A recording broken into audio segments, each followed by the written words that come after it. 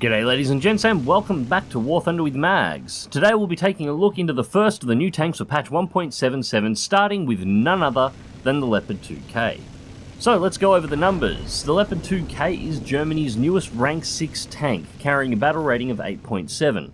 Coming in at 50 tons, it's armed with 120mm Rheinmetall L44 cannon with a maximum load of 41 shells and a reload time of 5.8 seconds. On top of this fantastic cannon, which we will come to in just a moment, the 2K is also armed with a 20mm RH202 cannon with 750 shells, a 7.62mm MG3A1 machine gun with 4,000 rounds of ammunition, and a 76mm smoke grenade launcher system with 8 canisters in total, rounding out the close range and defensive capabilities of the tank. Turret rotation speed is a rapid 34 degrees per second. This is equal first place for fastest rotation alongside the Abrams in the game, with a negative 9 degrees of gun depression and a maximum of 20 degrees of gun elevation. Engine power output is 1500 horsepower, pushing the 2K along at a maximum speed of 70 km an hour on optimal terrain, while still being able to reliably hit over 50 km an hour even on suboptimal surfaces, making it one of the fastest tanks in the game. Hills are also no problem, with a maximum inclination capability of around 41 degrees, and as you can see, the 2K is highly agile on the ground. And then there is the armor performance and profile, which we will come to in just a moment as we have just found our first target. Hello there, Challenger. And goodbye, Challenger. So that is our first kill. Just sticking with the mobility of the 2K, this is one of the chief advantages that this tank actually has, its ability to maneuver around the battlefield extremely rapidly. Being able to circle around a cap point, be able to change between cap circles very quickly, and essentially control the battlefield via its mobility. And this is something you will need to learn how to do due to the way the armor on the Leopard 2K actually works, or more to the point, really doesn't work. I have seen some rather in-depth discussions over this, so what I'm going to do is give you the basic numbers here for a start, and then I'm going to give you my opinions on why it really doesn't matter. So first things first, the Leopard 2K is not a production tank. It was a prototype that was developed during the development of the Leopard 2. One of two that were developed in particular, the Leopard 2K and the Leopard 2FK. Now, as a working prototype, there were some things that were not included in the design, including the modern composite armor that is present in most of the current MBTs. And unfortunately, I found a little bit behind with that shot. I was intending to hit the ammo rack, but the M60 was moving a little bit faster than anticipated, but second shot in eliminates the target, and that is my second kill. So the Leopard 2K doesn't carry modern composite armor blocks. Instead, it has an internal spaced armor pack that is good for 165mm of penetration defense against kinetic rounds and 170mm of penetration defense against chemical rounds to the front of the turret, with 60mm and 100mm of kinetic and chemical defense to the sides of the turret, and a small spaced armor panel running the length of the sides of the hull over the fuel tanks, offering 50mm and 80mm of kinetic and chemical protection, respectively. That's it, there's no other protection around the tank, and as you can imagine, in a rank where most tanks fire shells with in excess of 300mm of penetration regardless of type, this spaced armor has relatively little value in terms of protection. And honestly, I haven't actually found this to be that much of a problem. Modern main battle tanks, and in turn rank 6 in War Thunder, is not really about duking it out, armor versus armor. It's a mobility game. The tank that is most mobile and agile, that is able to get into the best position rapidly and gets its cannon on target first, tends to be the tank that wins, and in these areas the 2K excels. It's not a whole lot different from driving the Leopard 1 or the A1A1 in this regard. The trick is to get into position and fire first, and if you don't kill the target, immediately move as so not to be there when the return shot comes. The excellent mobility and agility of the 2K make this quite easy to do, and the fantastic gun makes those one-shot kills both easy and common. But we'll get to that in a moment. Now at this point I'm just scoping out the town to see what's going on. I do want to take this cap, we need to take this cap, we've only got A under control at this point. Once I've managed to take B, my plan is to move up and take C, but I do want to keep myself in cover because, as you can hear, we do have enemy aircraft in the area. I've also got to keep my head on a bit of a swivel here. I do not have a lot of support. I do have a tank to the south that is covering the southern passes, and we do have one to the north as well, but we have nothing between me and any potential hostiles in the C cap.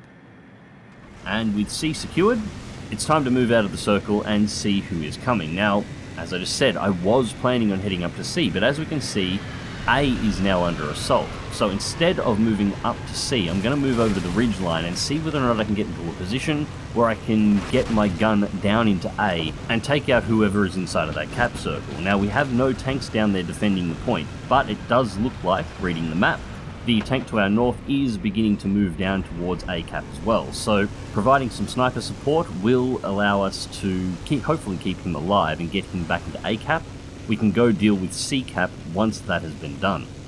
And to top it off, we do have a freshly spawned tank that is also moving on A cap, so we've now got 2 moving down there, so that is the most important cap at this time.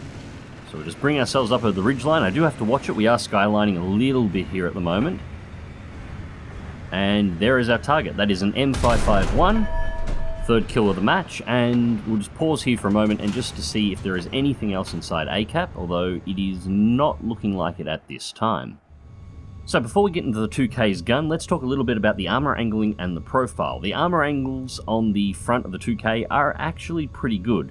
The upper glacis is sloped back at 75 degrees and carries an effective thickness of around 150mm, give or take, depending on tank angle. And as you saw earlier on, while it won't save you in a close range engagement, it does have a reasonably good chance in longer range engagements of being blessed with a bounce from RNGesus. And I wasn't sure whether this guy was alive or not. I should have pulled the trigger, because as it turned out, he was. Now the mantlet of the 2K is sloped back at 67 degrees, and its effective thickness is only really about 85mm thick. But again, in a long range engagement, I have had more than one shot bounce off this, so while it's not something that I would rely on, you can get the occasional lucky save. But as I mentioned before, it is still a far, far better idea to simply not be there when that return shot comes. So at this point, I'm just keeping a little bit of a scan on the surrounding environment, seeing whether or not anybody else is moving in on the A cap while our guys move in to actually secure the cap. As far as I can see at this point, it doesn't look like anybody else is floating around, and those jet turbines wailing over the top of us at the moment are starting to make me nervous. So we are down on points. We do want to go and take C cap now, so time to head through the town. So let's talk about the magnificent monster that is the L34, and by God, is this a great gun. This is one of the most stable guns in the game, allowing the 2K to easily engage in range combat in excess of 1 kilometer while moving at top speeds. You get 2 shell options in the L44. The first is the DM13 APFSDS. Now this is a fantastic shell with a velocity of 1,650 meters per second and a penetration rating of 400 millimeters at 1 kilometer. But as you can see, I only keep a couple of these in reserve, and I majority carry the DM12 Heat FS. And I thought somebody was up here, I wasn't entirely sure, and then I take a massive hit from the side. Don't worry about putting the fire out just yet. First, execute the target. Another sneaky M60, quickly put out the fire, and we'll start bolting our poor tank back together. Incidentally, it's worth mentioning the profile of the tank at this time. This is not the first time I've taken a big side impact in the Leopard 2K and not immediately died. It seems the tank, being slightly larger than the other MBTs, has a little bit more space between its internal components, so the chances of being instantly killed off a direct hit to the side is, well, I wouldn't say majorly reduced, but at the very least seems to be slightly better. The shot's going to cripple you, but you have a slightly better chance of surviving it. But anyways, the DM12. Now, this shell also has an excellent velocity of 1,140 meters per second, but really, the performance is in the penetration. 650 millimeters of penetration at all ranges.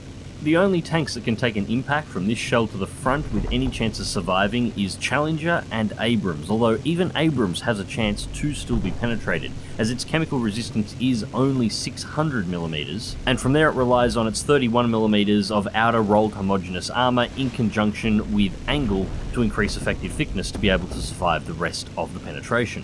And this is the true trade-off with the Leopard 2K. You do not have the armor to be able to trade shots with any tank that you face. In fact, every single tank that you can face in your battle rating is completely capable of penetrating your armor from almost any range. But in turn, you have the one gun and the one shell that is capable of penetrating almost any tank in the game from the front, again, at almost any range. Even Challenger isn't 100% safe from the Leopard 2K. The lower glacis of the Leopard 2K has no composite armor behind it, and it isn't particularly thick. And with the accuracy of Leopard 2K's gun, penetrations through that glacis are rather easy. So overall, despite the lack of armor on 2K, I find it to be an absolutely fantastic tank. And so we've entered the cap circle, and our final kill, we have a T-64A. One shot through the turret, disable the gun, wait for the reload, again, just short of 6 seconds on the reload, second shot straight through, and there's kill number 5. And at this point we just hold position, cap out C, and the match comes to a close. And so the results of the match, we come in second place of the team with 5 kills and 2 caps, no deaths, 1,761 points in total. And a shout out to Night Falcon in first place with 5 kills and 2 caps of his own with 2,058 points. Awards for the match were Tank Rescuer X3, Professional X5, Base Capture Streak X2, Final Blow and Survivor. 5,642 vehicle research points, 4,374 modification research points, and 50,114 Silver Lions for the match. Match time was 14 minutes and 3 seconds. So anyways, ladies and gents, that's the Leopard 2K. I really enjoy this tank. At this point, I have the Leopard and the Abrams unlocked, and I have been playing around with both of them, and honestly, I really don't feel that the Leopard's at any disadvantage by not having that armor due to the mobility. And with that 650mm penetration heat FS, it is an absolute beast to take into battles. Anyways, ladies and gents, I hope you enjoyed the video, and thank you very much for watching. As always, check the video description down below if you would like to join my social media, if you would like to follow me on Twitch, and if you would like to support the channel via Patreon. And until next time, remember to click that like button, share and subscribe if you would like to see more, and as always, take care.